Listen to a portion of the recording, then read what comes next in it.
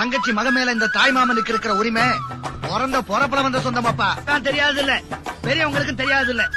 இந்த நாட்டிலேயே இந்த ஒத்த கூட்டத்துக்கு தாய் மாமங்கிற உரிமையும் பெருமை இருக்கு. ஒரு காலத்துல இந்த மண்ணை காக்கிறதுக்காக சண்டை போன நம்ம பையக கொண்டாட்டி பிள்ளைய யாரை நம்பி விட்டுட்டு போனாங்க? அவன் அண்ணன் நம்பி விட்டுட்டு போகல, அவன் தம்பியை நம்பி விட்டுட்டு போகல, ஏன் பெத்த அப்பனை நம்பி கூட விட்டுட்டு போகல. அவன் பிறந்த வீட்டுல அவங்க அண்ணன் நம்பி விட்டுட்டு போனான். ஏன் சண்டைக்கு போன பையன் வராம செத்து போயிட்டான்னு வச்சுக்க, அவனுக்கு அப்பனாவும் அவன் பெத்த பிள்ளைக்கு தாய் மாமனாவும் இருந்து கடைசி வரைக்கும் கட்டி காப்பாத்துவாங்கிற நம்பிக்கை தாயா.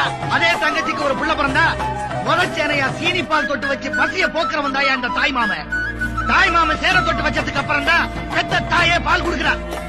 அந்த பிள்ளைக்கு ஒரு காது குத்துனா தான் மடியில உட்கார வச்சு சீர் செஞ்சு அதுக்கு இருக்க இடம் கொடுக்கறவன் தான் தாய் மாமன்.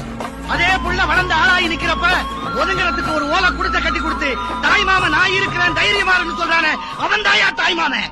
அதே தங்கச்சிக்கு கூன் குருடு நொண்டின்னு ஒரு புள்ள பிறந்துட்டா